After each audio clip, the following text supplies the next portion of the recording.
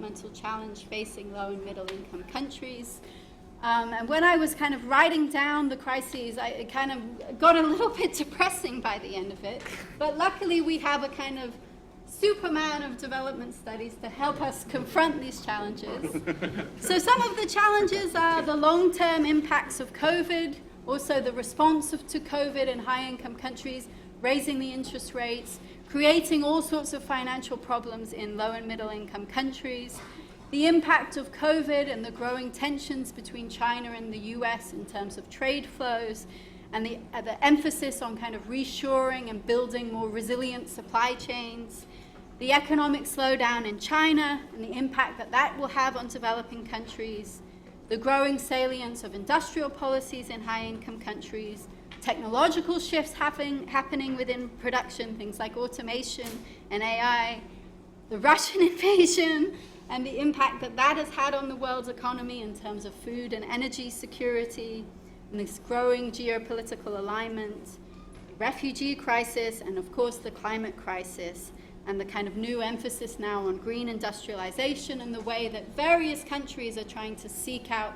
new supply chains and new markets for the kind of next wave of industrialization.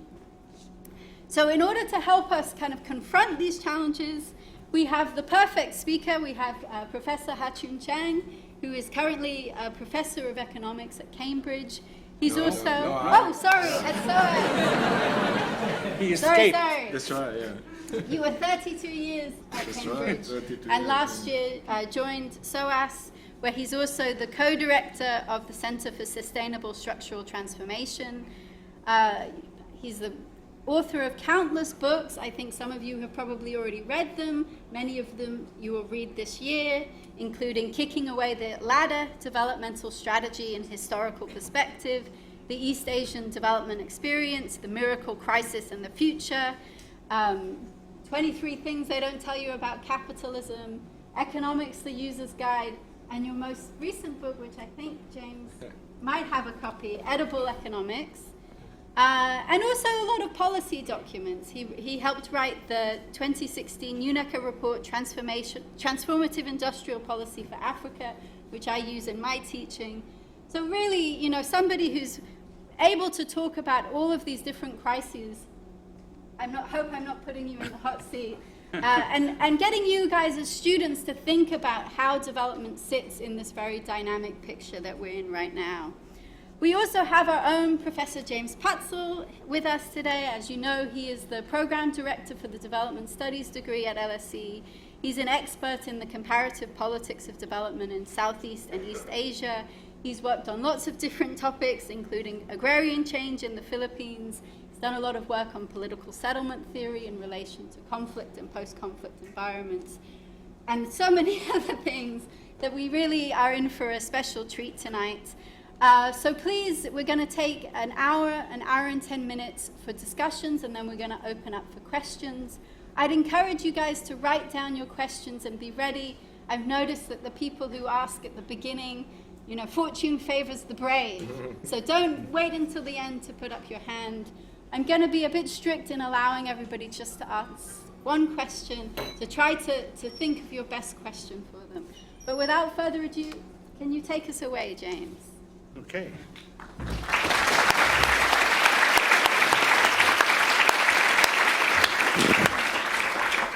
It really is a pleasure, Ha-Joon, as always, to have you here at the school. And at least the students in my course have been reading you already this year. So I wanted to kick this off, and this is kind of an informal way to do this thing tonight. So let's see how we go. I want to kick this off mentioning that both the World Bank and the IMF are having their annual meeting in Morocco, I think it is, next week. Yeah, and I'm wondering if this is happening at a particular inflection point in the global economy. We have this huge financing gap facing especially the low-income, the least developed countries. And in terms of the SDGs, that have been the Sustainable Development Goals, there seems to be a thought that this gap, which is growing bigger now all the time is going to be filled by the private sector, mobilizing private investment. So I'm just wondering whether you think that the existing prescription for filling the financing gap facing developing countries is adequate, given what's going on in the international economy. No, I think to talk about that, we need to, obviously talk about the challenges that developing countries are facing, and more broadly the world economy. Because yes, I mean there are the usual problems of meeting the sustainable the development goals, and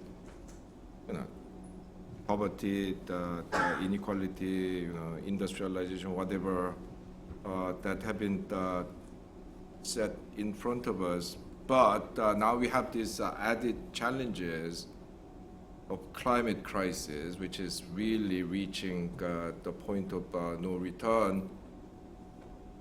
I mean, we'll talk about climate crisis in the greater depth later, and the shocks from the pandemic, from which many developing countries haven't really recovered.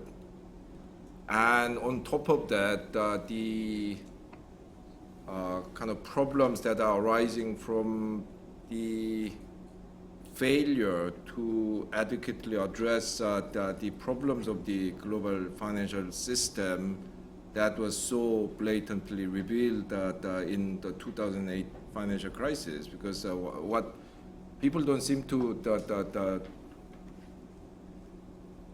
talk about so much is that that crisis, it hasn't been resolved. We have, I mean, until a few years ago, before the inflation started, we had lived in a world which was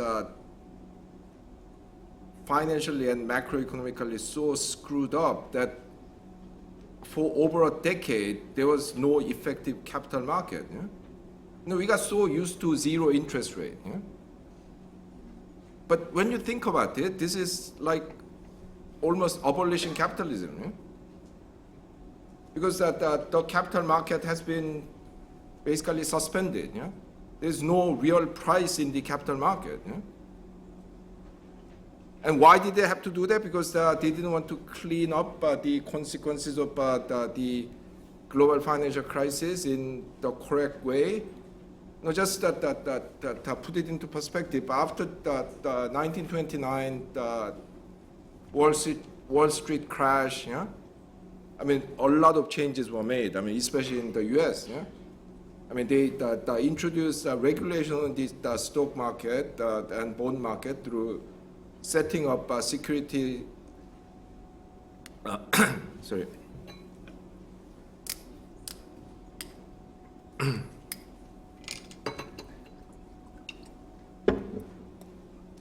Securities and Exchange Commission. They introduced Glass-Steagall the Act that separated the commercial banking sector and the investment banking sector. Of course, Bill Clinton abolished that, and that was one important reason behind this 2008 financial crisis. They introduced the welfare state through Social Security Act. They strengthened trade union power through Wagner Act, or Wagner, I guess that the Americans would say. They set up the Federal Deposit Insurance Corporation and introduced the deposit insurance to stabilize the banking system.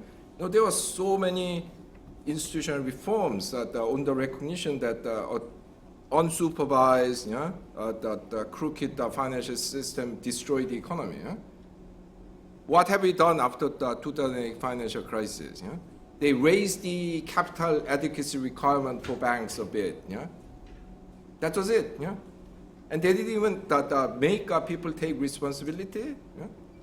Can you imagine if you like, the pharmacological equivalent of 2008 financial crisis happening, and no one even losing their job, not to speak of going to prison.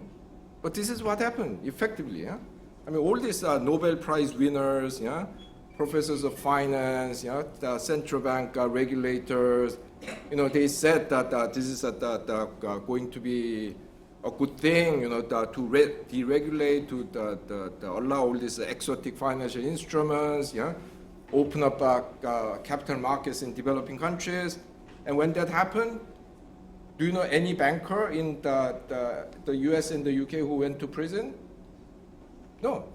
I mean, they picked out a couple of guys, this poor the trader in what was it, Credit Suisse, yeah? And this guy, Epstein, yeah? Picked a couple of the crooks and said that these guys are responsible, yeah?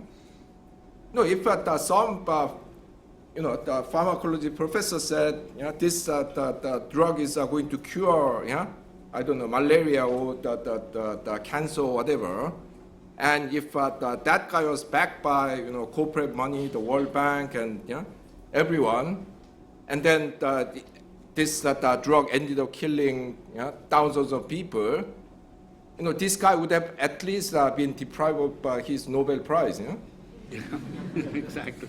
In 1997, these two economists, Black and Scholes, they got Nobel Prize for their contribution to the theory of asset pricing. Yeah?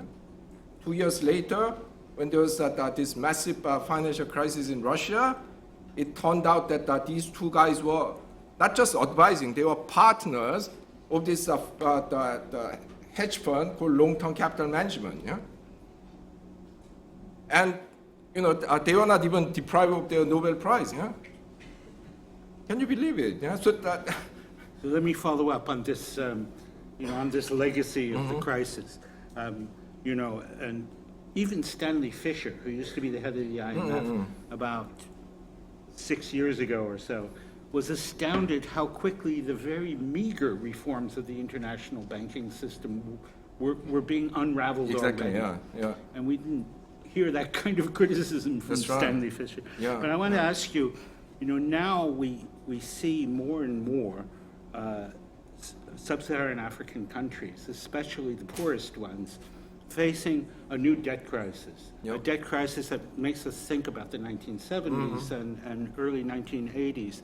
And I'm wondering if you can explain how that's linked with the financial crisis. Yeah, so how this is linked is, because they didn't want to make any institutional reform, they first tried to save the financial system by lowering interest rate to zero. Unprecedented. Yeah, the Bank of England. I mean, it became a true central bank only in the 1840s, but it was set up in the 1680s, 1690s, I think. Yeah. So they have a record of its interest rate for the last 350 years. Interest rate was never lower than this. Yeah, and it was zero, not just for 3 months of crisis. Yeah, it was zero for like over 10 years. Yeah. So the system was they tried to save the system by cutting interest rate. Even that was not enough. So they invented this thing called quantitative easing, which was flooding the money with the system, flooding the system with the money, but only channeling it through these banks, which then didn't channel it to the real economy. So they sat on these assets or lent it to the best customers from their point of view. I still remember when I first came to this country in the 80s as a graduate student, a retired British banker said that the secret of British banking success is that you never lend money to people who need it. Yeah, yeah. So that you lend money to this the funds and the hyper wealthy individuals. What do? They invest in assets. Yeah, and then you create a huge asset inflation. The absurdity of this was seen during the pandemic. During the pandemic in the UK, in the US, the economy was tanking at the rate of 10% per year. Yeah? During those months, the American and especially British stock market was the breaking record like every week. Yeah? How this is possible? Yeah? Now the financial the economy is completely kind of disjointed from the real economy. So money was floating around to that absurd extent, and then developing countries, yeah, when they faced various crises, first from the malfunctioning in the global economy that came with the financial crisis, and then the ending of super growth in China, which reduced their earnings, export earnings from the commodity boom, yeah, and then the pandemic, yeah. And what do? I mean, they want money, but then the global, multilateral financial institutions say, no, we encourage you to borrow from the private sector. Yeah? So they issue bonds in dollars, yeah. And yeah, I mean, for a while it looked okay because the interest rate was zero at the core. Of course, when you're a peripheral country, you will have to pay quite a bit more than zero, but still, I mean, it was a lot lower than what they were used to. But now interest rate has been going up with the inflationary pressure, coming from the pandemic and the resulting disruption of supply chains, the war in Ukraine, and so on. Now these countries are finding it impossible to repay the debt. Yeah? So now we are in for a very, very difficult time.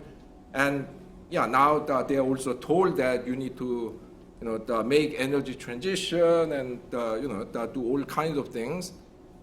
How are they going to do it in this kind of situation? It's a mystery. You know? So, Laura was going through the whole list of crises that we're facing in the global economy. And what strikes me is that the pandemic that erupted, on top of the continuing mounting evidence of the impact of climate change, is raising rather fundamental questions about the structure of the global economy. So we have very long value chains, right? The supply chains are very long. There's been a concentration of corporate power, such that I think UNCTAD came out with a report last week that just 4 companies control 70% of the trade in grain. And we saw during the pandemic how impactful the pandemic was on incomes, because so many people in so many countries have become almost entirely dependent on low-paid service sector work, right? So they're out of work and had no income. And in fact, the approach to poverty reduction that guides a lot of our international development agencies and the bilateral development agencies has been such that they just lifted people beyond the threshold of poverty. So when the pandemic erupted, you had millions of people thrown back into poverty.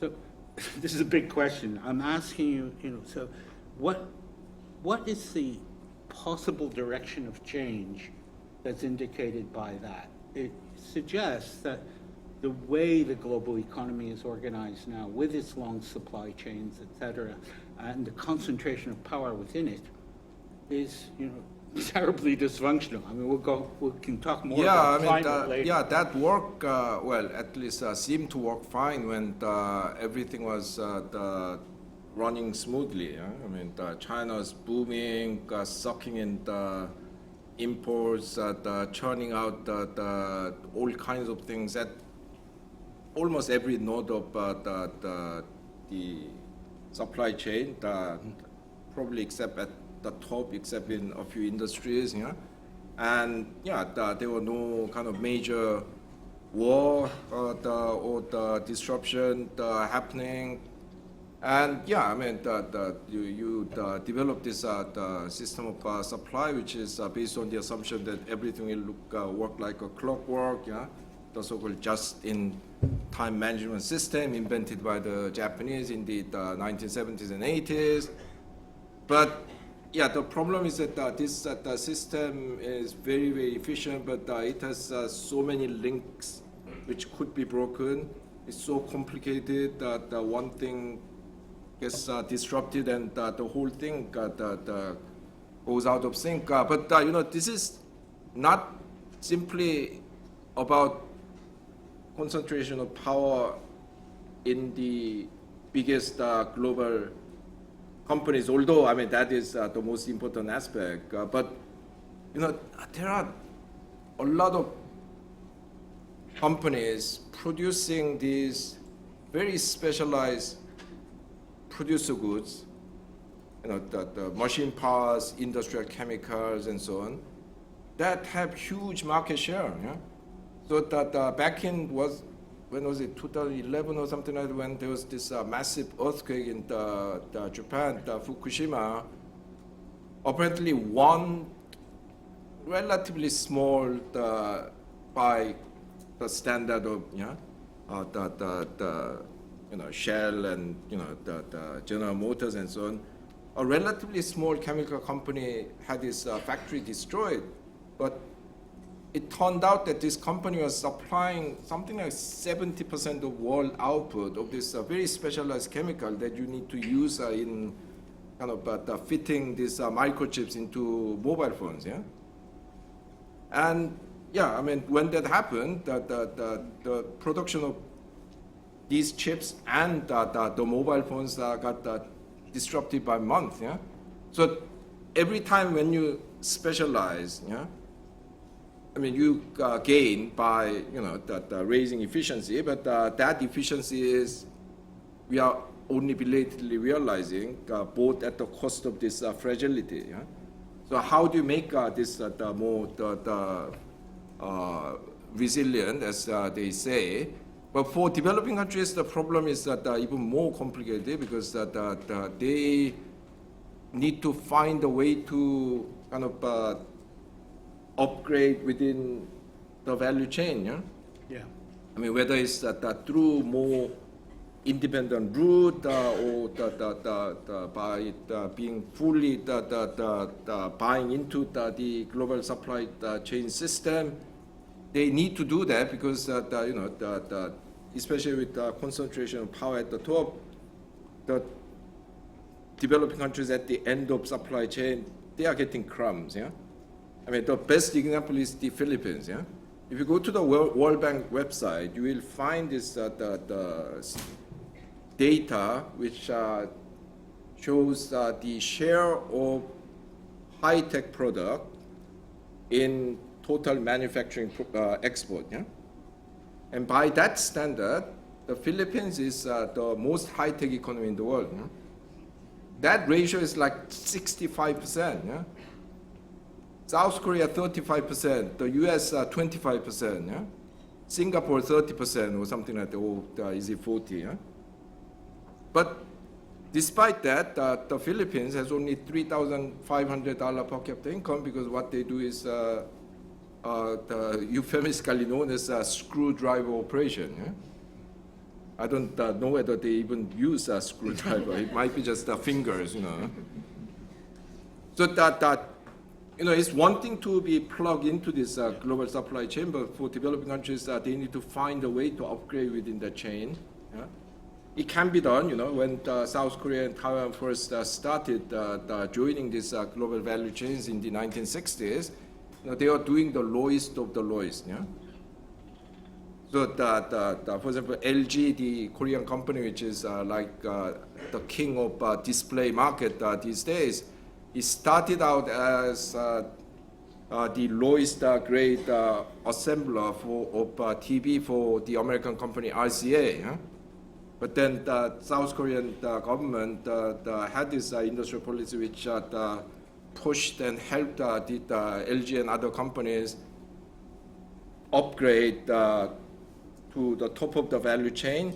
And when RCA went bankrupt in like 2012 or something, LG bought a huge chunk of it. Yeah, so it's like the poorest campesino in Latin America, latifundia that are coming back to buy up the land. Yeah, so you can do these things, but it requires very determined, long-term effort and investment. Yeah?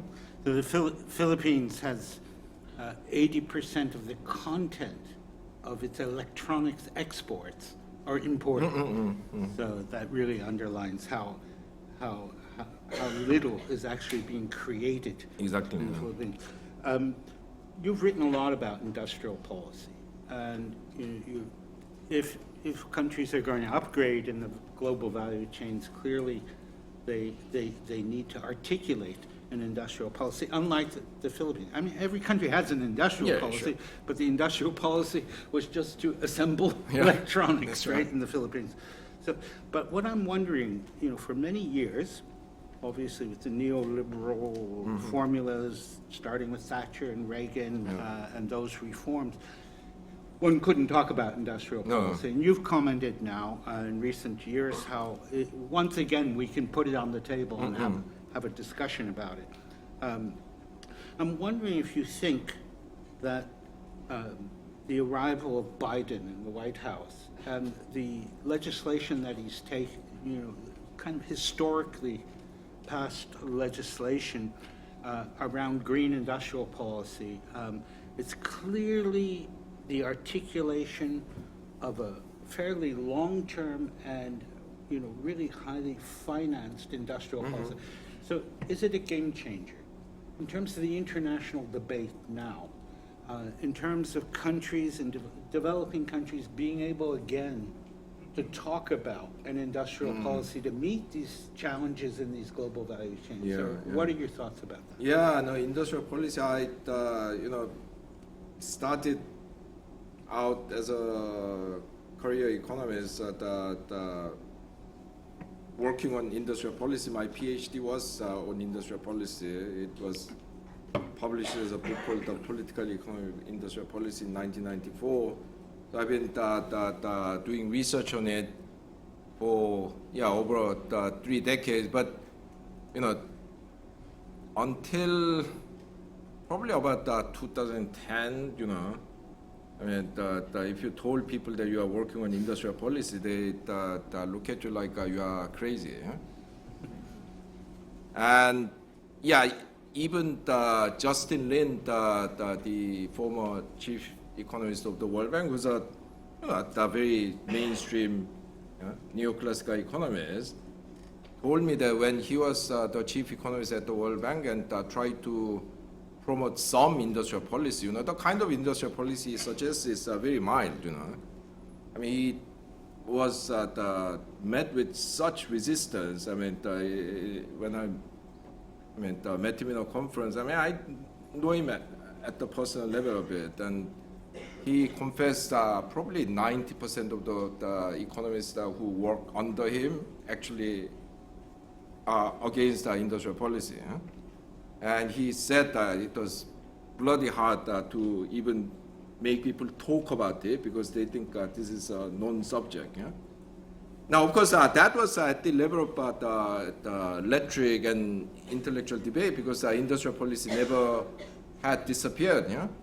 I mean, in my book, Kicking the Ladder, I show that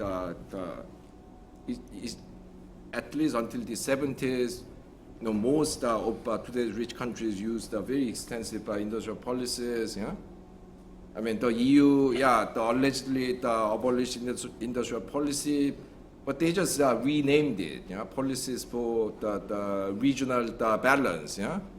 Thereby giving tons of money to Spain and Portugal and some of the Eastern European countries to develop infrastructure. To host foreign investors, I mean, they and the Americans spend huge amount of money on subsidizing research and development. In the case of the U.S., I mean, they had arguably the biggest, at least in financial terms, arguably the biggest industrial policy program in the world. Only that they called it defense policy. Yes. Yeah. So probably many of you have heard that, the kind of computer, internet, the GPS, all these things were initially developed as a result of the U.S. defense research policy. Very few people know this, but even semiconductor was initially almost entirely financed in its research by the U.S. Navy. Yeah, so they had all these electronics related industries that are being, massively directly and indirectly subsidized by these defense programs. I mean, they have this series of research institute called National Institutes of Health. It's not just one place, but scattered all over the country, doing research on biotechnology, genetic engineering, and other aspects of health related technologies. Yeah, I mean, I think they found it too embarrassing and took it down from their website. But until about 10 years ago, you could go to the website of the American Pharmaceutical Industry Association and could see that at least 30% of their pharmaceutical research in the country was financed by the government. Yeah? So you had all those policies, of course, being hidden and so on. It was a bit incoherent. So now they are trying to be more coherent. But I mean, I wouldn't be too sure because the next year the orange man could win again. Yeah. Yes. And then it's all out of the window. Yeah. So yeah, but they are very serious about it. Yeah. However, trouble is that they are doing it to basically promote their own interests, sure. And still the developing countries are discouraged from doing this. I mean, now because of the US and the EU becoming more explicit about industrial policy, the developing countries have a bit more political space. Yeah, I mean, they can say, well, you keep telling us not to do it, but your Inflation Reduction Act, it violates the local contents requirement, the provision in the WTO, EU's CBAM, carbon border adjustment mechanism is a hidden tariff, yeah, and so on. So that they have a bit more space, but in practice, these countries, these powerful countries will just do what they want, and developing countries, when they try to do it, will be officially taken to the dispute settlement court of the WTO or bullied by, yeah. So you think there's going to be a lot more reassertion of do what we say, not what we have done. Only now it's even what we're doing. That's right, doing, yeah. But, I mean, developing countries have to just, do it themselves, yeah? Yeah. Because, time is running out. I mean, if developing countries do not take action, the renewable energy will be the second oil. Yeah? Well, this is exactly what I wanted to move our conversation on to now, and that's the climate crisis, because it's so profound. We see how in every sector, talk about agriculture, we see the pollution, absolutely. The destruction of soils. Yeah. We talk about international trade, and we see the destruction of the seas. I mean, the seas being destroyed not only by all the plastics we're putting into them, but also this horrible, the worst kind of fuel, the most polluting fuel, is being used to ship things around the globe. Yeah. So we have new problems of the scale of ice melting at the poles. We're really in deep trouble. Yeah. So in the face of that, and thinking about, this need for developing countries to get on with it and, capture some of the manufacturing capacity, the capacity to establish a modern industry, how are developing countries going to be able to catch up in the face of the pressures of climate change? Yeah. And they're being hit the hardest and the most absolutely, immediately by the changing climate. Yeah. No, at one level, this, I mean, nothing new about this. Yeah, I mean, all the time, the technologically more advanced countries, define the opportunities for developing countries. Yeah? You know, for example, the Peru had an economic boom called the guano boom in the 1830s, the 40s, yeah? Which was based on them, the country digging all this the accumulated bird guano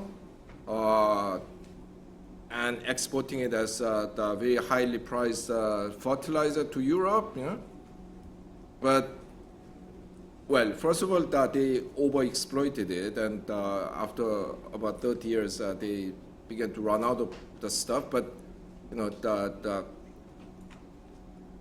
few decades later, a fatal blow was dealt to them because the Germans invented technology to fix nitrogen from the air using electricity. Yeah? The famous Haber-Bosch process, and that was the end of Peru's the economic boom, yeah, and yeah, so that basically the rich countries define even what is a resource, yeah. You know, I mean, you've heard of this the coltan, yeah, which is dug out by the warlords in the Democratic Republic of Congo because it's a crucial metal in the microchips for mobile phones, you know. I mean, before the mobile phones, coltan was, I mean, yeah, it was a mineral, but it wasn't that valuable. Yeah? So that we are going to see, well, we are already seeing it in this ecological transition. I say ecology, not just climate, because as James said, it's not just climate. Yeah? We are in a comprehensive ecological crisis. Yeah? But you know, recently Germans have invested a lot in Namibia, their former colony, which then was taken by South Africa as a colony after the First World War.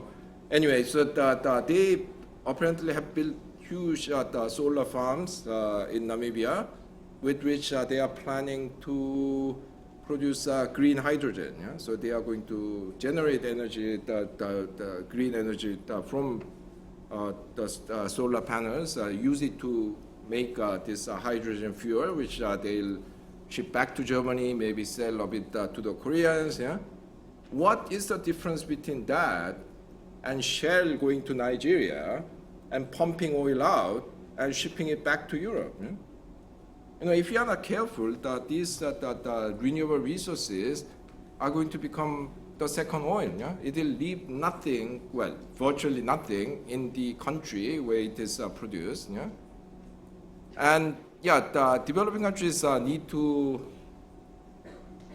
I mean, it's a huge challenge, but they need to make sure that they get a slice of this action. Yeah? I mean, if these the guys are coming to exploit your energy, can you at least do a deal similar to what you do with things like oil? Yeah? I mean, give us 65% of the revenue, yeah? And then use it to develop higher value added activities, whether it's processing of that particular minerals or some development of some industries using the renewable energy that is generated by German, Chinese, or Korean or whatever the solar farms and geothermal the power stations and what have you. Because if they don't do it, I mean, we are going to repeat the same thing again and again and again. I mean, the developed countries will define what is a resource. They'll identify the source, come to you if you're lucky enough to have it, but then they'll just take it out, and then maybe 10 years later, this won't be resource anymore. Yeah? I mean, already in the battery, the market, the Chile, Bolivia, Argentina, they are quite happy because they have a lot of lithium. Yeah, but the Chinese are developing sodium batteries. Yeah, salt. Yeah. So COP28 is coming up next month in the UAE. So can we expect any movement on this? We had a promise for a very important fund to be established to allow this kind of technology transition in developing countries. But so far, it remains pretty empty. No, we have to keep at it. I mean, we have to ask for the climate reparation. We have to ask for loss and damage. We have to ask for technology transfer. We have to ask for the more affordable financing. I mean, okay. I mean, even if we did that, what developing countries get won't be a lot. But if you don't ask for them, you are not going to even get them. Yeah. Yeah. So, I mean, the progress on those fronts that are infuriatingly slow, but it's actually a lot better than what it was, say, in 1992. Yeah. But I suppose we have to guard against, going even further backwards. You saw all this progress, and you've written about it, and your students have as well, or former student, Ethiopia. And Ethiopia is really, incredible, right. Yeah. fast development progress being systematically dismantled now. Exactly, yeah. By, not to mention the conflict and the war in Ethiopia. So the forces that be are not too welcoming. That's right, yeah. Yeah, no, Ethiopia between the mid-90s and mid-2010s was actually growing faster than China. Yeah? I mean, of course, it started from a very low base. So even then, its per capita income was barely $1,000. But it was doing very, very well. But yeah, I mean, with the kind of ethnic conflicts and the undermining of this more interventionist regimes by certain forces in and outside the country. Now, yeah, I mean, it's God knows, yeah. I mean, there's two more things I wanted to ask you about before we let everybody else ask you questions. And the first has to do with this, what seems now a huge geopolitical shift, and a very antagonistic position coming up from the West, Western Europe, the United States, towards China. And sanctions about what technologies can be exported to China, et cetera. And I'm wondering, how profound do you think this schism is, and how dangerous is it in relationship to global security? Yeah.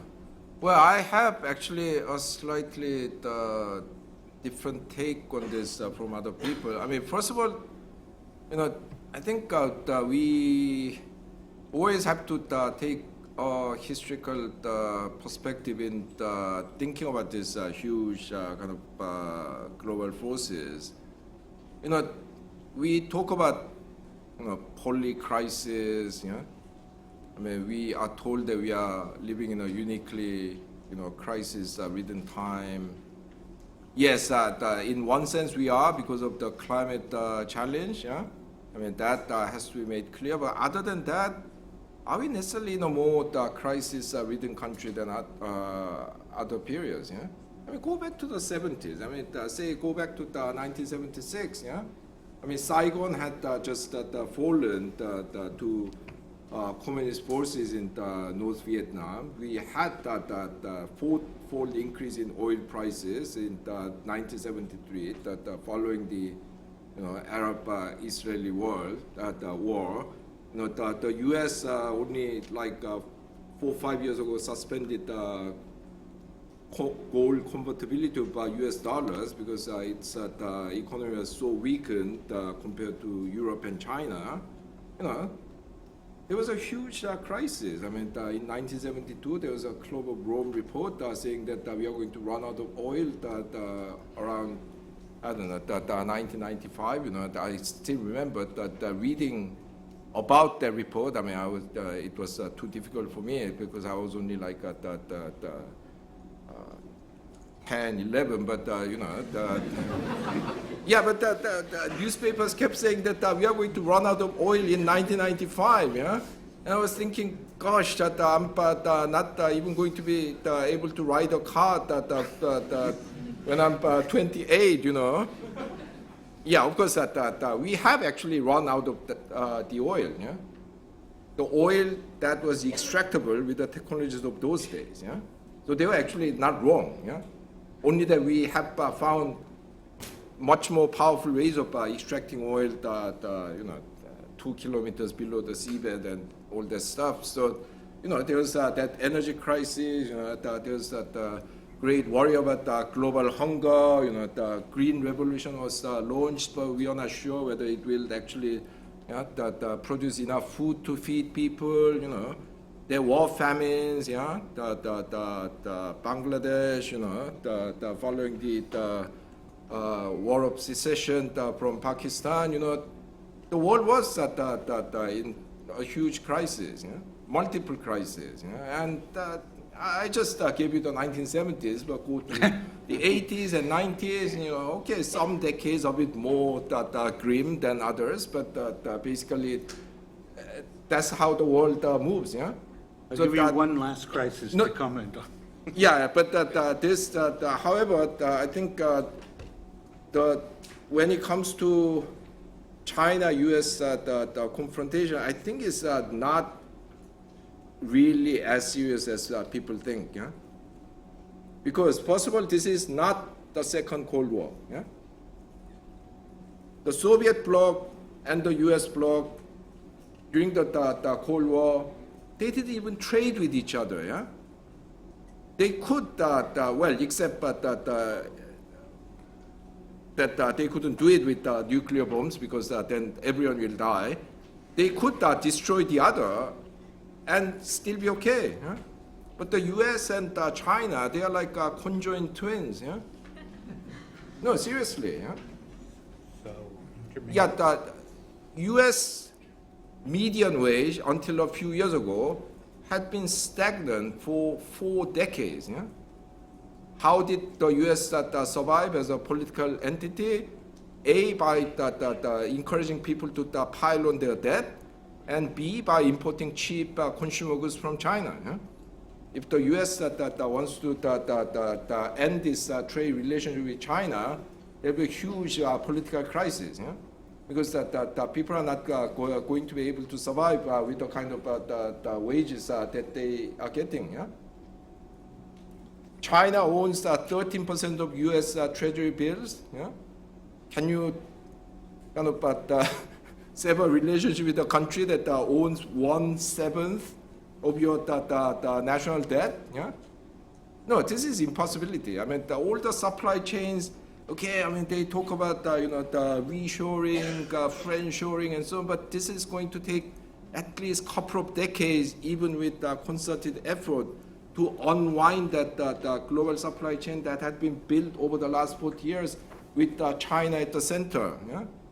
Okay, I mean, Intel built its first chip factory in Asia, outside China, in 25 years in Malaysia, but these factories last for 10 years, 15 years. I mean, it will take a couple of decades to divest from Chinese economy, even if it was possible. Yeah?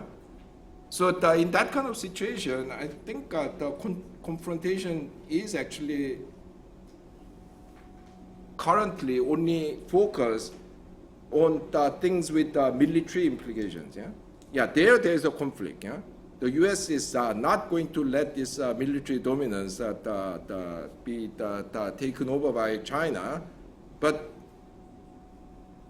at least in the next couple of decades, it's only there where it can really fight China. Yeah?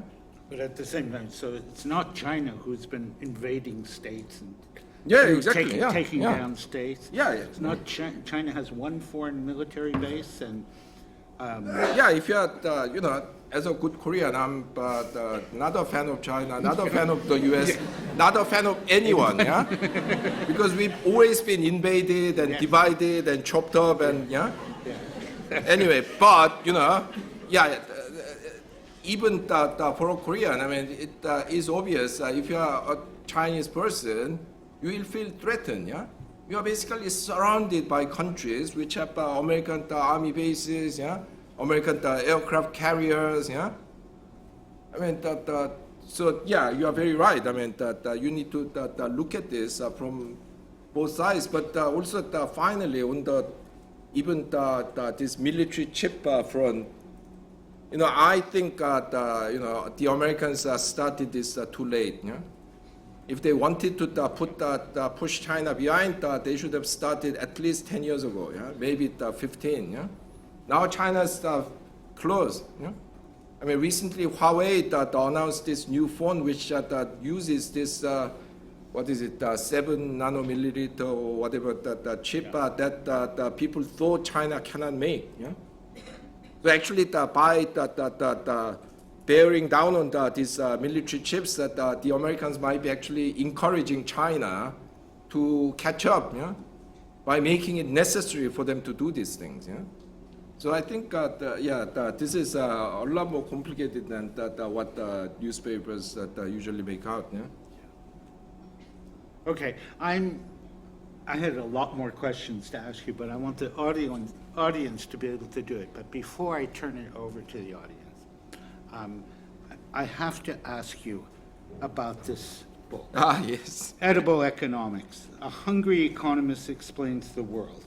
I learned in this that you and I started graduate studies coming to the UK at the same time. That's right. Yeah. I didn't realize that. I was older than you by almost a decade, I think. But anyway, we started at the same time, and we saw, we arrived in a place that was a culinary disaster. I mean, there was, ever since everything had been drawn back during World War II, never been restored. So we did see, over these decades since then, this explosion of good food. That's right. In the UK. It's expensive, yes, as the students know who just arrived in London. Still, but it's better than expensive bad food. Yeah, that's right.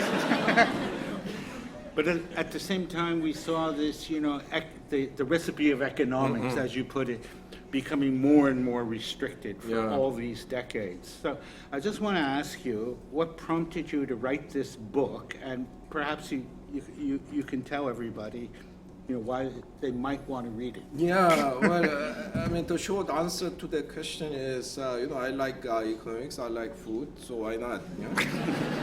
But a longer and more serious the answer is, my view is that in a capitalist economy, democracy is meaningless unless everyone understands at least some economics. Yeah, because every decision, even though it may not look to be related to economics, is now made with reference to economic dimensions. Yeah, whether it's the preservation of cultural heritage or the teaching of Asian languages in universities. I've even met some British people who try to defend the monarchy in terms of the tourist revenue it generates. Yeah, I'm not a UK citizen, so what I think about this doesn't matter. Yeah, but as an anti-monarchist, I can do that. Yeah, I can say these guys shouldn't exist, but at least they make money. Yeah, so let's keep them. Yeah, but if you're a monarchist in this country, the monarch is supposed to be the head of the state religion, Church of England, and technically all British subjects, are the members of the Church of England. Yeah? And you try to defend that kind of foundation institution in terms of the tourist revenue that it generates. It's come to that. Yeah? So in that kind of society, if you don't know economics, you don't know what you are voting for. Yeah? So that I have been engaged in the kind of personal crusade, against economic illiteracy. I've written many books trying to draw in the ordinary citizens into the discussion of economics. But however hard I try, people find economics boring. Yeah? I think what I write is a bit more interesting than what most other economists write, but not massively.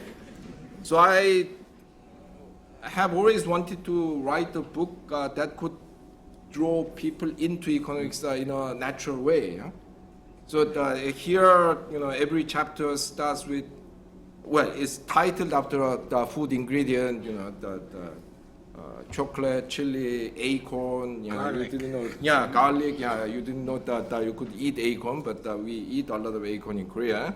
And then I started with some stories about that food item. It could be about its biology, it could be about this the role in some historical event or my personal relationship with it. But before you know it, it's moved into an economic story.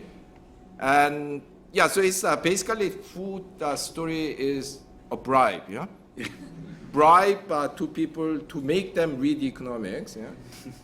It's a bit like the ice cream that some of your mothers might have promised to you before she asked you to eat your vegetables, yeah? But my bribe is better because the ice cream comes first in this book, yeah? So you don't have to read the economics if you don't want to. Although, telling from various reviews in Amazon and so on, that there are some readers who have been deceived by this trick. Yeah, because they say things like, I bought this book thinking that it's about the food. Yeah? It isn't, but yeah, I got to learn some things about economics, so I'm not complaining. Yeah? So Anyway, it's a really delicious meal. So yeah, now it's even better. It's in the paperback, so it's more affordable. Yeah. okay, thanks a lot, Ha-Joon. By the way, if you come from a country with less than $10,000 per capita income, please go ahead and pirate copy the book. Yeah?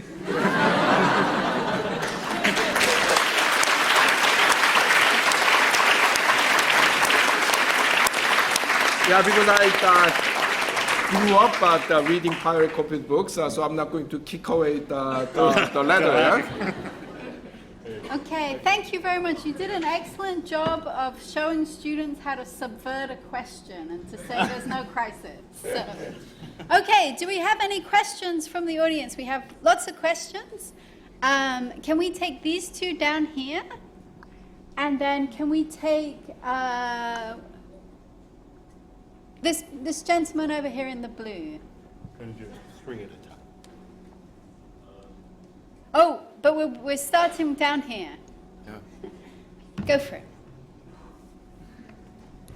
Hello everyone, my name is Peter. I'm from Norway. I study economics and philosophy. My question is structured in 2 points. Given a forecasted growth rate of 2% GDP growth globally, needed to some degree for governments to pay their government debt and have a sustainable employment rate, so forth, in 100 years, the world economy will be 12 times bigger. In 200 years, it will be 140 times bigger. In 300 years, 1,648 times bigger. And in 400 years, 20,000 times bigger, and so on. It's compounded growth. Point number 2. We have way more than enough financial and productive resources on Earth to solve our problems. However, they are concentrated in very few hands. We could, for example, give all that is needed everyone that needs it malaria vaccines, but this is not a profitable endeavor for capital to be allocated by those who control it. Question: given the destructive nature of economic activity and consistent economic growth, is development a problem of growth or distribution? What can be done about the fact that financial and productive resources are controlled by so very few people? Thank you. Okay, and a reminder that I just want you to ask one question as a kind of chivalry to the rest of your classmates. Okay, let's go up here to the gentleman in the blue, and then we'll come down to you. For Ha-Joon Chang, what do you think of Cuba's example in terms of economic development and independence under Fidel Castro? Okay, and question down here. Hi. I have a question about the part where you were talking. Can you speak up? Hello? Yeah. Oh, Yeah. sorry. Hi. I have a question about the part that was about developing countries needing to make sure that they get a bigger slice when being exploited for their resources. Maybe it's a very simple answer or very complex, I'm not sure, but it sounds very logical, like if I have the resources that you need and I want a bigger percentage of the revenue, for example, that I just demand that. So when explaining that dynamic, do you blame the developing side or like the developed side that is the exploiter? Right. Excellent Thank you. question. And I will ask you guys to make eye contact with me if you want to ask a question so that the next round will move smoother. Okay. Wait, Can we? Yeah, we're Yeah. going to take these Yeah. ones. Okay, so don't we have already enough, and do we need still more? Well, in theory, yes, we probably have enough to provide decent standard of living to everyone on Earth. But the problem is that, in the absence of very powerful global government, we do not have the mechanism to distribute this. Yeah, so we have to have a kind of multi-track approach. People talk about degrowth. I think is actually a misleading term because we, want greater well-being. Yeah. And that doesn't necessarily involve growth, but I think it's wrong to focus on growth of material products. Yeah? So we need to basically grow in a different way. We need to accept that sometimes actually growth is a bad thing. Sometimes that we need growth. Yeah? So anyway, but overall, the rich countries, say that countries with more than $25,000 per capita income, but they don't need more growth. They need to redistribute that and kind of consume in a different way, yeah? and have a different notion of what is a good society. Yeah? The poorest countries, countries with less than $6,000-7,000 per capita income, they need to grow. Yeah? They need to grow whatever the means. Because at that level of the income, growth is literally a matter of life and death. Yeah? Because you get to eat, when there's growth, you get to eat another bowl of rice. Yeah? You can heat your house a bit more. Yeah? You can visit, maybe not the hospital because it's too expensive, maybe, but you can visit local pharmacy once more and get some painkillers. Yeah? I mean, you don't have to, probably you have less chance of your child dying at the age of 2, yeah? So those countries need to grow. According to the estimates of the various climate scientists, what these countries do in terms of economic growth really doesn't change the big picture of climate change, yeah? So they need to be allowed to do whatever they need to. The countries in the middle are the tricky ones, yeah? Because some of them should combine, if you like, for the short-term degrowth and growth. Yeah? Some of them need to completely restructure their economies. Yeah? Others might find opportunities in the energy transition and become the kind of main source of renewable energy, and therefore their growth do not really make a big impact on the climate change. So I suggest that we need to look at many different things, yeah? Not just growth, distribution, but different ways of consuming, more collective consumption, yeah? Cutting the working hours so that we have more kind of welfare coming out of spending time with the friends, family, and community, We need to think about the different ways of living. Yeah? Cuba, well, I mean, if any country can produce such good music, they must be doing something right. Yeah. But Cuba has suffered so much from the U.S. sanction. Yeah. It's a bit like I don't know what China is doing to Taiwan. So petty, Why? Yeah.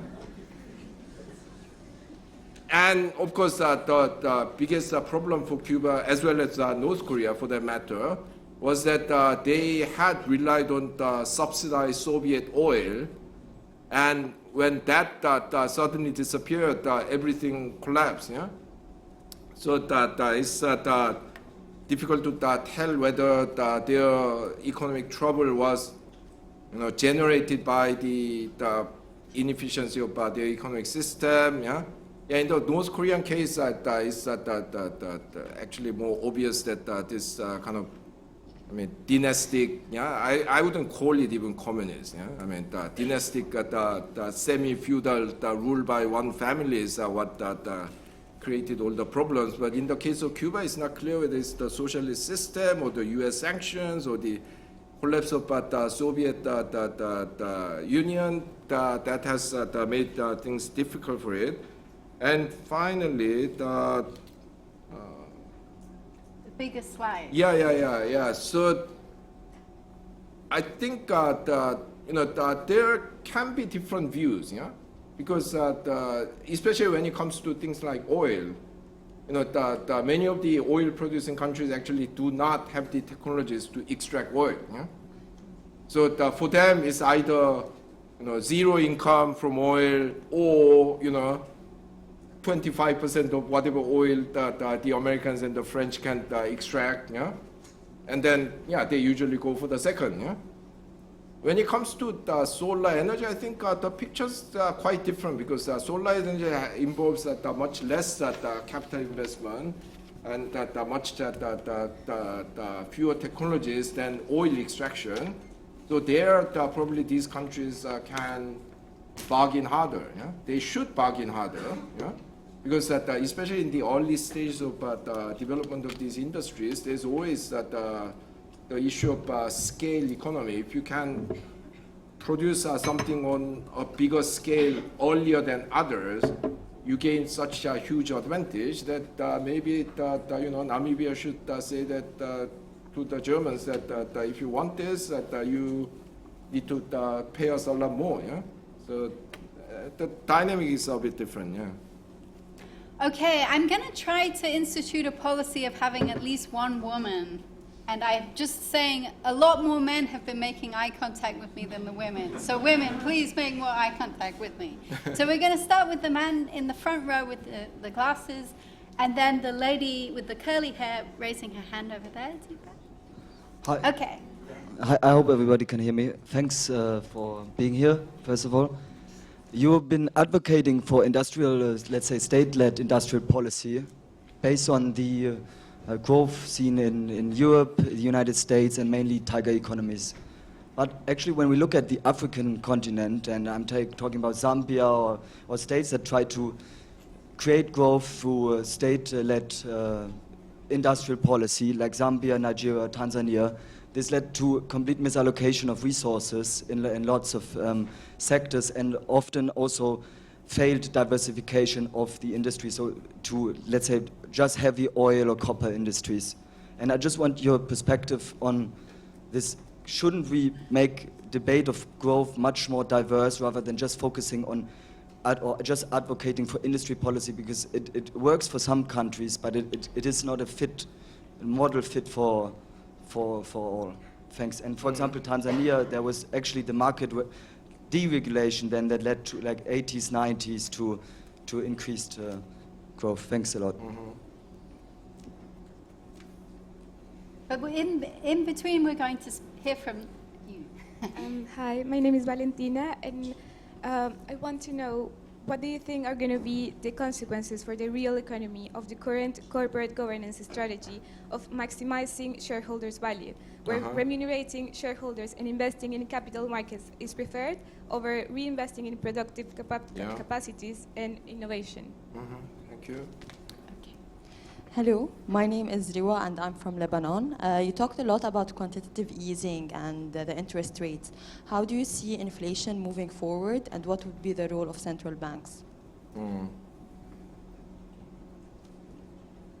Right. On the first question, yes. I mean, some countries have been more successful with industrial policy than others, but that's the case with any policy, any the business model. I mean, some will do better than others. Yeah? So that's not necessarily an argument against the industrial policy. But having said that, yes, I mean that you can do it better, you can do it less well. Yeah? So what made a crucial difference between the East Asian countries and some of the other developing countries was that the East Asian countries put a lot of emphasis on export. Yeah? This is crucial because unless, as a developing country, you need to have the foreign exchanges to buy machines and technologies if you want to develop your economy. Yeah? I mean, you can get a bit of that from foreign aid. You can get a bit of money from remittances, but basically this has to come from export. And many developing countries fail to build the capacity to export. Yeah? So they initially built a set of import substitution industries, and then they soon run into trouble. A, because they cannot import the spare parts and the intermediate inputs that they need to keep it going, and B, more importantly, they cannot upgrade these industries because they don't have the foreign exchanges to buy the technologies and machines. Yeah, so the countries that fail to do that, fail to build a viable export model, have a short period of growth, and then they hit the wall. Yeah? So-called balance of payment constraints. Yeah?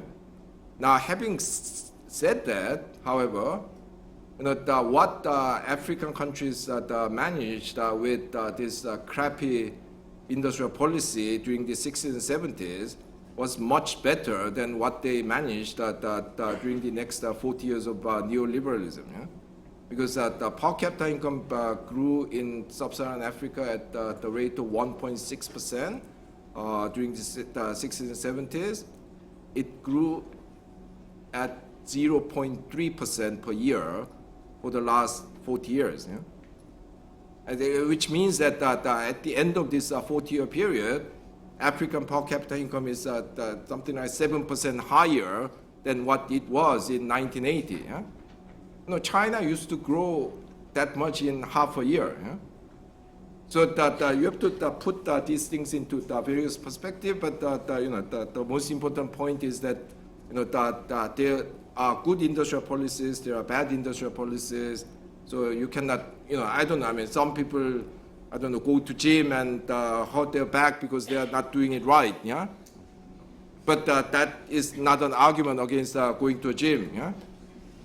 Yeah, I mean that being bloody hard is an argument against it, but yeah, not hurting your back. Yeah. Secondly, shareholder capital. I mean, this is frankly the biggest disease that especially the Anglo-American economies have contracted. Yeah. I mean, it's that really destroying capitalism. Yeah. I mean, the American economist Bill Lazonick has published a series of research that show that in the last, say, 25 years, the US and UK corporations have given away around 95% of their profit to shareholders in the form of dividends and share buybacks, which is a practice where you buy your own shares so that share price goes up, which allows your shareholders to cash in if they want. Yeah?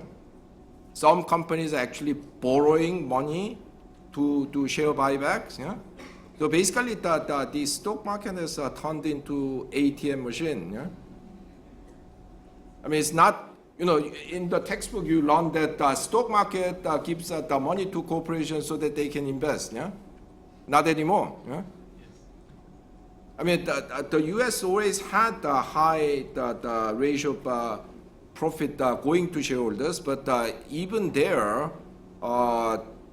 until like the 70s, only about half of the profit was given away to the shareholders, and the other half retained in the company, most of which was reinvested. Yeah?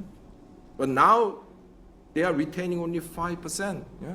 I mean, it's the higher in the Europe, about 70%. But I mean, even in Europe, this the retention rate has fallen quite a lot. Yeah? And as you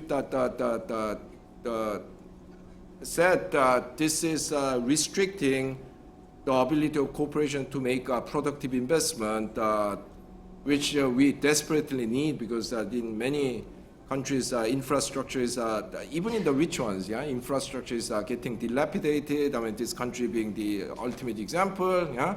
We need the investment for energy transition, yeah, and we are not getting the necessary money. Yeah? Inflation, how is it going to evolve? Well, if I knew that, I would be a very rich man, yeah. But one thing I can tell you is that this phase of inflation is supply-driven. Yeah? It's not because there's a lot of money floating around chasing after scarce goods, as the usual expression goes. So unless you fix the supply chain problem, unless you end the war in Ukraine, it's not going to be solved. Yeah? So the central banks are now, doing the only thing they know how to do to fight inflation, which is to raise interest rate. But then this is creating havoc with the asset markets, which they themselves had blown up with the quantitative easing. Yeah? So now we are in a very tricky situation. I mean, some people are predicting that a new financial crisis will erupt next year, because a lot of the commercial real estate in the United States are going to come up for renewal of their mortgage. And already some banks earlier this year have sold this commercial real estate mortgages at a loss, because they are worried that when they all come together next year, they're going to be hit. So yeah, I mean, don't hold your breath. I mean, something is going to happen. Yeah, I mean, whether it's commercial real estate in the U.S. or the developing country debt crisis. Yeah, I mean, the beauty of financial crisis is that you think it's not going to happen until it happens. Yeah.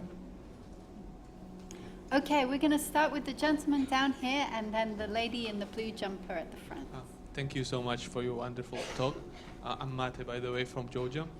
My question is, I want to connect, to link macroeconomics with the industrial policy. So I think there is no industrial policy without, it's general truth, right? There is no industrial policy without the proper macroeconomic management. But in 1970s, some important things happened. Like Milton Friedman made the people believe that the money is neutral. So as the industrial policy is on the side of, it's under the fiscal priority. It's under the fiscal policy. So in times of current mainstream macroeconomics, which say basically that, and I think that's false, that if you spend money, there will be inflation. So inflation is something which stops us making any industrial policy, conducting any industrial policy. So I think for developing countries, it's quite hard, to find a way of proper macroeconomic management, which will help them to industrialize some economic sectors. So my question is, what do you think about MMT? Because MMT has quite different understanding of money, which says that that's not neutral. It has influence on the real variables, so which is quite important for the industrial policy. So is it something helpful for the developing countries? So, thank you. Okay, and then the other man with the jacket that I've seen. Okay. Okay. Hi, I'm Emily. You mentioned sustainable energy could become the new oil, and you've touched on it a little bit before. COP28 is going to see important talks in sustainable energy and climate finance, and it's hosted by big actors in the oil industry, so in a particular context. So we've got the foundations of sustainable energy and climate finance happening within a certain context. Do you see there a risk of patterns and practices of the oil industry seeping into sustainable energy discussions, even maybe discourse and the way we talk about it? And how would you guard against it at international negotiation events? Thank you.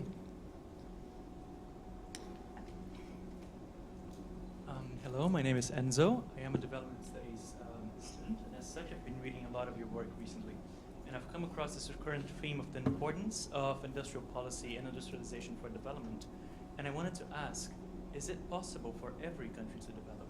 Or do we instead live in a zero-sum world where some countries are able to develop, and other ones are always restricted to being exporters of primary goods. And this would be the reason why countries that have industrialized and developed are so eager to kick Yeah, off. yeah. First on the macroeconomic the front, let's start with the observation that industrial policy doesn't necessarily need money.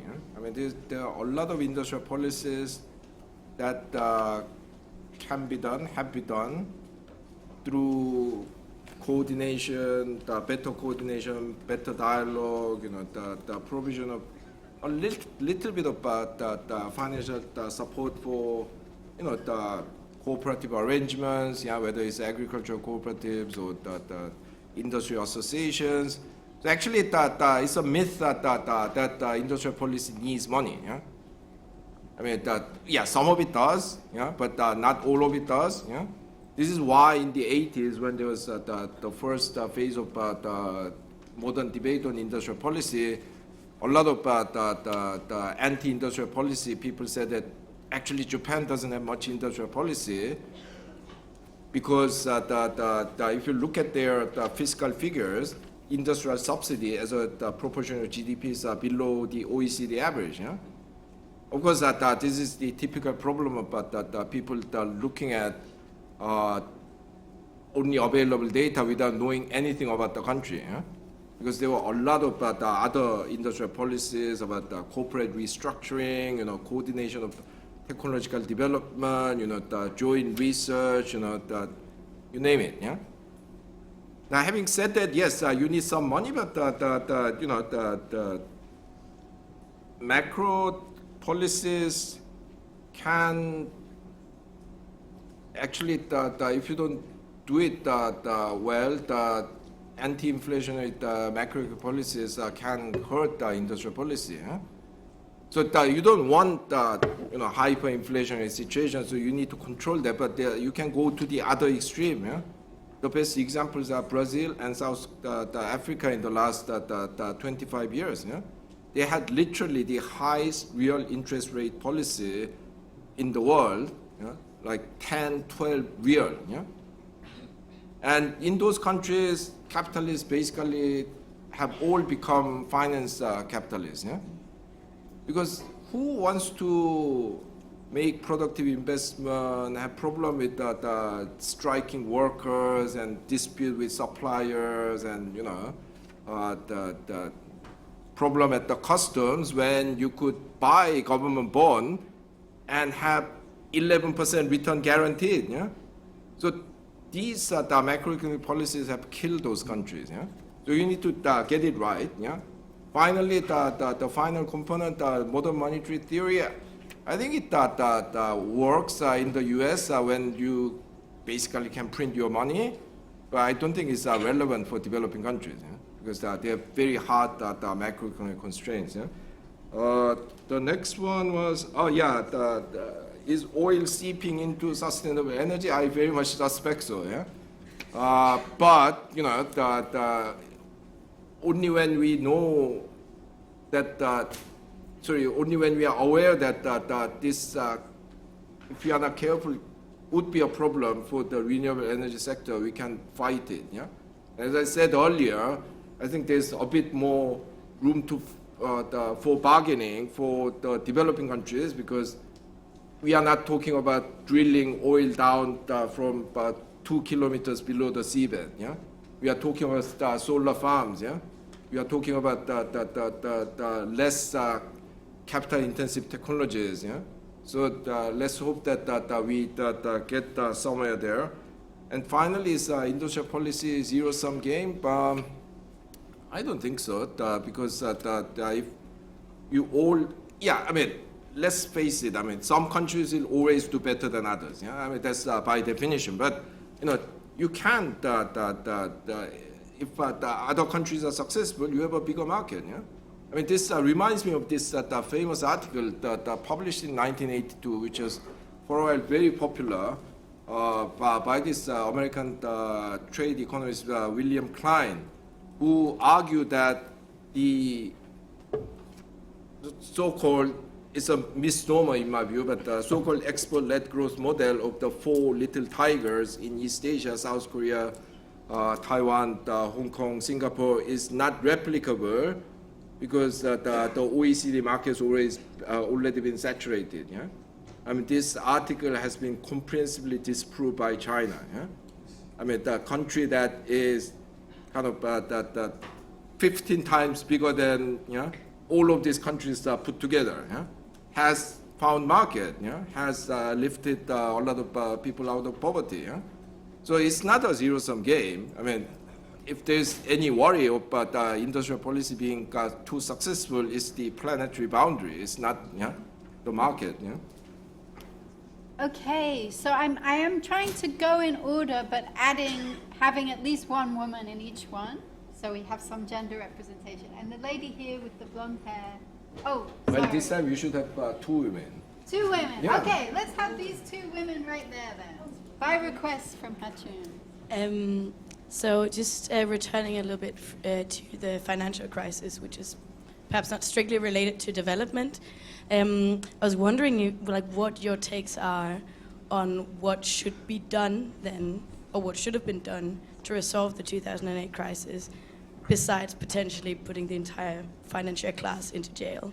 But that's another discussion. Yeah, I was wondering when we're talking about macroeconomic Can you constraints. speak up a bit? Sorry, when we're talking about macroeconomic constraints and so on, recently a lot of people have been talking about a move to the Wall Street consensus instead of the post-Washington consensus. So kind of the use of market-based finance through the kind of construction of development classes. And I was wondering, some people say that this might be a good thing in terms of industrial policy because it gives developing countries a little bit more leeway, whereas others are saying that it's more so kind of construction for construction's sake without actually having a good logic behind it. So I was wondering what your opinions were. Okay, and the gentleman up here. And Deepa, could you come round to the gentleman with the green hair? And we'll take 4 this round. And I can see.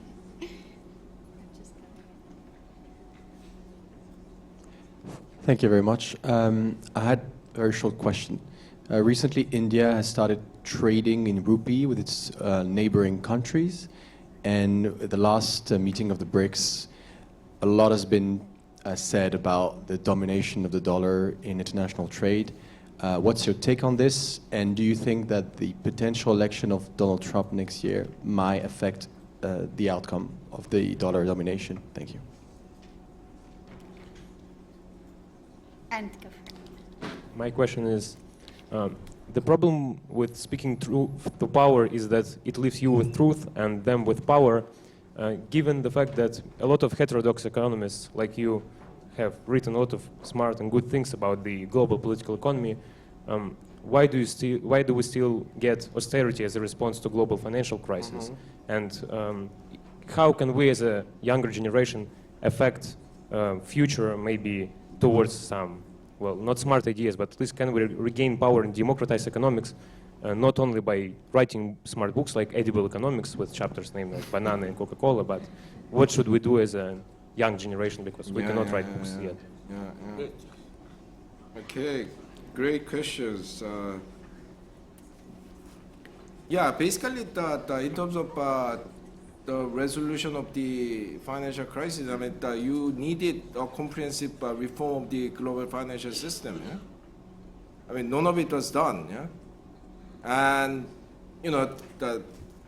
I could list many things, but just taking one example from earlier question about shareholder capitalism, why is shareholder capitalism so powerful is because so many things have been, so many financial segments of financial markets have been liberalized, so many new countries have been opening their financial markets, and so many new products have been created. Shareholders have so many options. So companies feel that they have to be nice to them. Yeah? So if you want to change that, you need to close down many of these avenues. Yeah? You could have banned some kind of, legal but egregious practices like naked show selling. Yeah? which means that you are actually short selling some shares that you don't even own. Yeah? I mean, it's that crazy. Yeah? I mean, there were so many things that you could have done, but very few of those were done. And what few things that have been done were rolled back by Donald Trump. Yeah? So yeah, I mean, I'm not saying that it was easy to do, but unless you did at least some of those things, it would have been resolved. Yeah, the so-called Wall Street consensus, they talk about the so-called de-risking investment. Yeah, this is the private sector basically, wanting to have their cake and eat it. Yeah, no, because they don't want downside risk. Yeah, they only want upside risk. Yeah, and I'm not saying that actually that in itself is unjustified. Yeah, because sometimes you have to do that. Yeah, I mean the capitalism has developed in the way it has because you have actually de-risked a lot of investment. Yeah? For example, in the 19th century, I mean, no country, well, until the mid-19th century, no country had generalized limited liability. Yeah? Limited liability was a privilege that you would get for nationally important ventures from the crown or the government. Yeah? So actually being an entrepreneur is very risky. Yeah? You run business, something goes wrong, they come and take your pots and pans. Yeah? They put you in the prison, debtor's prison. Yeah? I mean, in that kind of environment, it was actually a miracle that a lot of people invested. Yeah? So you de-risk the enterprise by giving companies limited liability, provided that they meet some minimum condition. Yeah, I mean there was no bankruptcy law. Yeah, I mean so you introduce bankruptcy law to protect debtors from creditors, at least while they restructure the enterprise and the debt. Yeah, so I'm not actually against de-risking itself, but this time around, I think they are asking for too much. Yeah, they basically want zero risk. Yeah, I mean, if everything that you do is underwritten by the government, who wouldn't be a rich person? Yeah, so I think we need to calibrate this very well. Yes, I mean there would be some need for the government underwriting certain ventures and giving some subsidies and backing it up, but in return, the limits have to be set clearly, according to some general plan, and B, there should be conditionalities.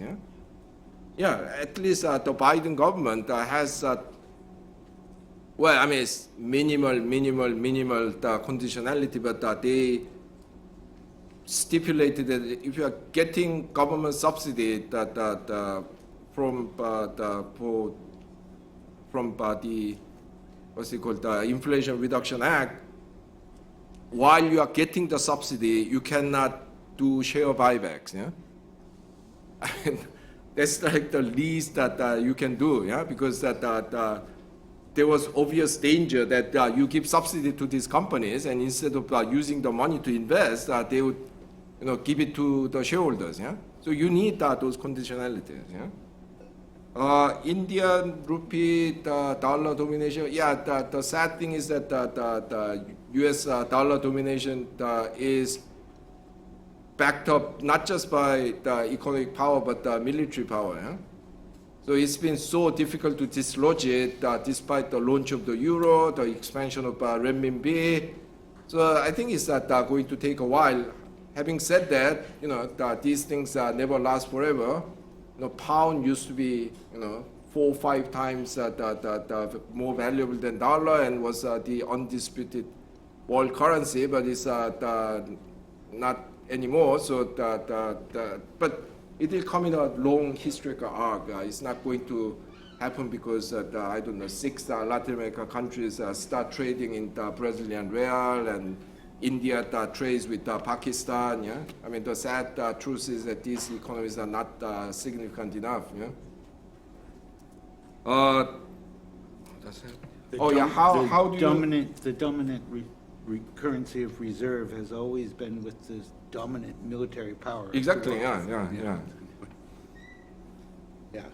What do we do to democratize economics? It's not enough to just study the different economics. You have to practice it in your life.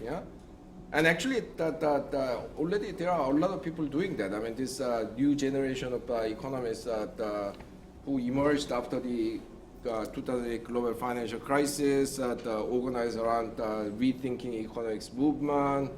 Internationally, this the network of the pluralist economists. These people have done things to democratize economics in real life. So some of them have gone on to set up organizations that do popular economics education. Some people have continued with organizations calling for the reform of economics curriculum.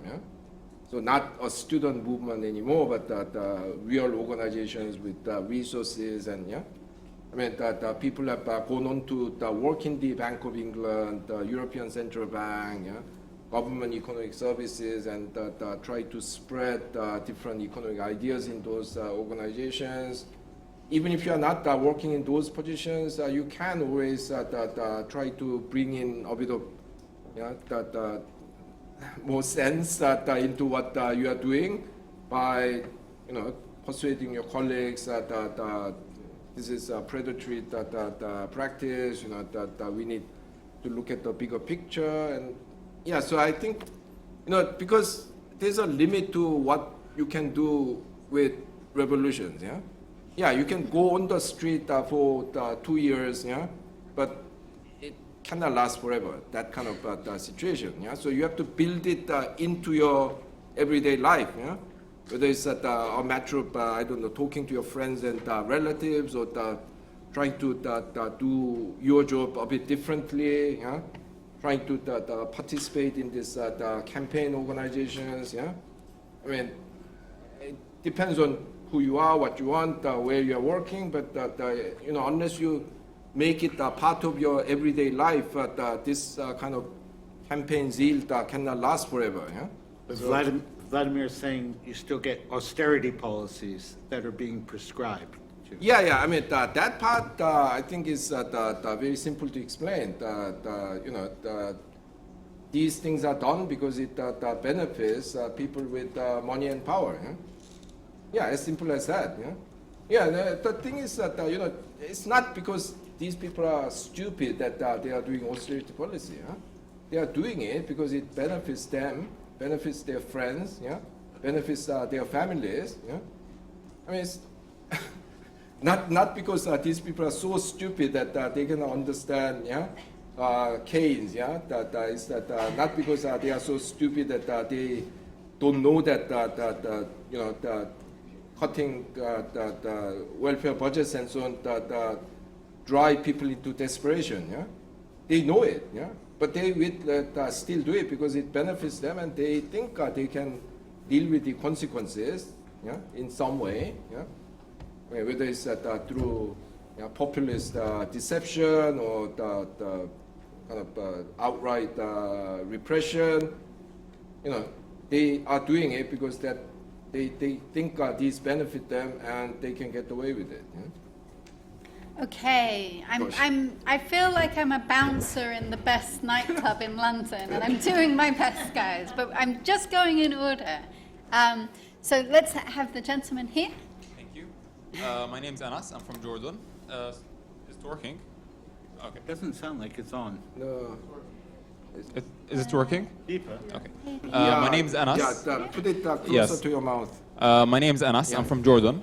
My question is rather simple, but how do developing countries catch up or use the bargaining chips that they can have from natural resources when the ladder has already been kicked away, when they don't have the methods to actually catch up? Thanks. Okay, thank you. Hi, thank you for coming, first of all. My question is, can you hear me? I'm here. Yeah, that's better. Hi. My question was about inequality. And, okay. We can see that even like for example, in Africa, the richest countries, the one that became richest and the one that we're all studying, for example, Botswana, or for example, South Africa, they have the highest inequalities. So what do you think, to what extent do you think that inequality is something that is necessary? To what extent do you need that we will always need someone that is losing in order to gain something and economically and with regards to growth? Thank you. And the man with the turquoise t-shirt, and then the man with the green shirt up here. So like a bouncer, you are picking people with the best dresses, huh? I don't want that to be believed by the audience. There are some very sharp dressers who are on my list. So my question's been partially answered. You have to really talk into the mic. Yeah. Hello? Yeah. Better. So this related to a comment you made very early in the talk about the unique lack of repercussions in the financial sector for unethical behavior, for malpractice. And my question is, if the regulators continue to remain lax on these individual decisions, do you think that will contribute to the next financial crisis? Yeah. Or is it more of a systemic issue?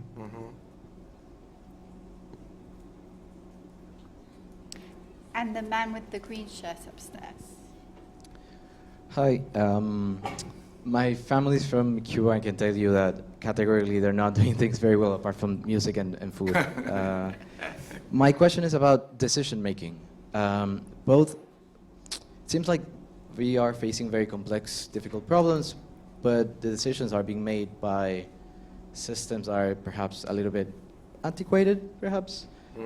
Both on the political and electoral level, but also on the information system level. Like how do they're excluding a lot of people from information, academia, media, that kind of thing. So I'm just, the question is about kind of the future of those systems. How can we improve them? Yeah. Thank you. Yeah, no, I'll try to be quick so that we can have the more question. Yeah, has ladder not already been kicked away? No, I don't think so. For example, I often joke that the WTO has become the best friend of lazy government officials in developing countries, because when your minister wants you to do something, all you have to say is that, minister is banned by the WTO. Yeah? Because the guy is not going to run to the library, go through 850 pages of the WTO agreement and say, no, actually it can be done. Yeah? Actually, the report that Laura mentioned, the one I did for UN Economic Commission for Africa, it actually in detail explains what are the available policy space. Yeah? Of course, it's more reduced than before. I mean, that's true. But it's not as if you can not do anything. And yeah, also that the developing countries are not doing as much as what is allowed under WTO. Yeah? I mean, for example, a lot of countries can have very high tariffs. Yeah? Even countries that have committed to kind of putting the ceilings on the tariffs, that is known as binding. They have bound the tariffs at 20, 25, 30%. Yeah? When the actual average industrial tariff applied by developing countries barely 10%. Yeah? So they are not even using the full allowance. Yeah? So yes, that we can still do things. Inequality. Well, I mean, inequality is, of course, not necessary. Yeah? I mean, nothing is necessary. Yeah? I mean, thinking that something is necessary is actually the biggest step that you can take towards defeat. Yeah? Because once you think something is natural, necessary, yeah? There is an alternative, then you've already lost the debate. Yeah? So the inequalities are, of course, not necessary. The European countries grew at unprecedented rates during the so-called golden age of capitalism. despite having income inequality that would shock you today. I mean, Gini coefficients in this country was like 0.24, you know. It was 0.22 in Norway, you know, in the 60s, yeah. I mean, that unbeknownst to most people, that even the United States had two communist presidents, known as Harry Truman and Dwight Eisenhower, under whom the top income tax rate was 92%. Yeah? It's not necessary. I mean, yeah, I mean, of course, you cannot go to the extreme like Maoist China or Khmer Rouge. I mean, that will be a disaster. But you know, very low level of inequality is compatible with a very dynamic economy. Yeah, I mean, financial malfeasance, you know, these bad behaviors, of course, need to be rooted out. But yeah, the system is more systemic. I mean, it's like you know, not just because some people broke the law. I mean, the laws themselves are the problems. Yeah, I mean, allowing, you know, things like naked show selling. Yeah, allowing the products to be sold when they were really rubbish, repackaged as gold dust, yeah? So that's the bigger problem. Decision-making system is outdated. Yes, I mean, I think we have a great challenge, especially in the age of information manipulation, but I think there are also many things that you can do to promote democracy which are not being done despite being relatively simple to implement. Yeah, I mean, like electronic voting. You know, Brazil can. I mean, not that prevented the emergence of Bolsonaro, but you know, they vote for 7 different posts on the same day, yeah? From president to the governor to the local district councillors, all electronically. Yeah?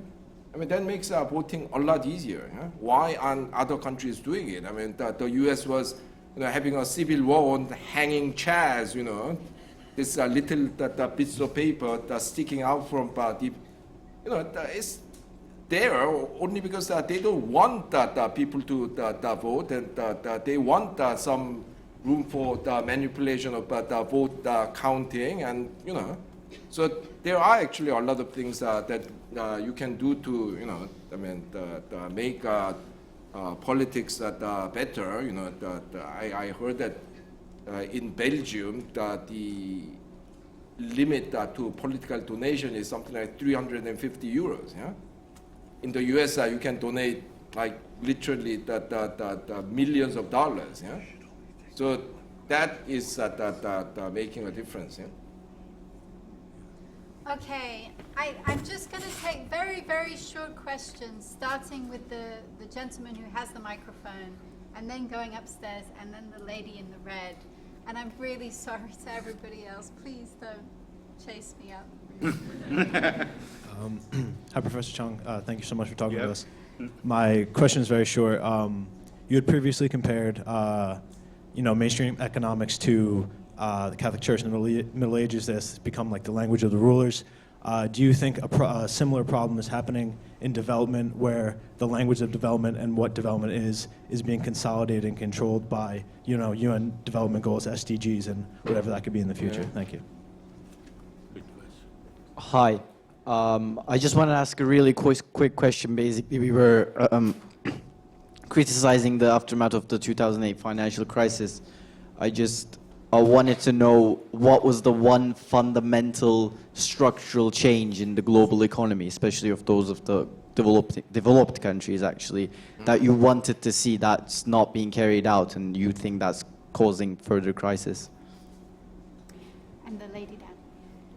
Professor Chang, you said that there is an economic dimension in every decision. What do you think about the political dimension of decision? Is corruption and what it entails a way of self-kicking the ladder, the development ladder, and how so? In developing countries, does this could like hinder people's incentive to develop in a personal and in a collective way? Yeah. Okay, I think that's it. Okay, yeah. And you can chase Ha-Joon Chang instead of me. Yeah, actually, aren't we having this drink? We're gonna have drink, so you can. Yeah, so you can do ask me whatever then. Yeah. adjourn. Okay. Yeah. I mean, whether it's economics, development, the terms of debate, the concepts, what counts as the acceptable scientific practice. These are all influenced by the power structure. Yeah? So, huge range of things, the indigenous knowledge is looked down upon because it doesn't use the language of Western science, if you do not buy into this individualistic philosophy, you are dismissed as the social scientist, yeah? So where do you stop? Yeah, and I mean, even if you ignore those more fundamental things, I mean, what is the topic of debate is basically determined by people who have greater financial resources and the influence on media. Yeah, so a lot of problems, huge problems in developing countries are just brushed over, and they get worried about some matter that is very local to rich countries. Yeah. So yes, I mean we have to keep fighting it. I mean the grand way of talking about this is decolonizing development, but we don't need to take the discourse to that level, just to see that what is debated, what is accepted, and so on is hugely influenced by the global power structure.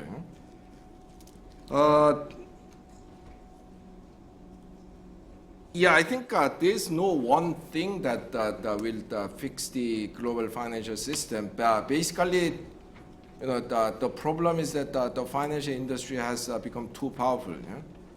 And it has basically become a beast of its own. Yeah?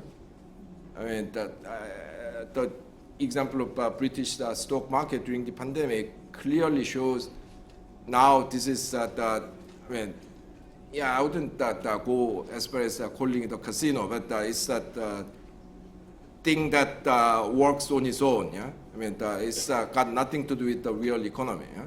And that needs to be checked. Yeah, I mean you need to shut down a lot of segments of financial industry. You need to impose greater kind of requirements for the scrutiny and reporting. You need to punish people harder for malpractice. I mean, these the financial institutions make so much money that I mean, some years ago it was some Swiss bank or something. I mean, got a huge fine in the U.S. by the SEC. Yeah? Turns out it was, I mean, big money, like 787 million or something. Yeah? But turns out that this was just 3 days profit or something. Yeah? So if you want to make it hurt,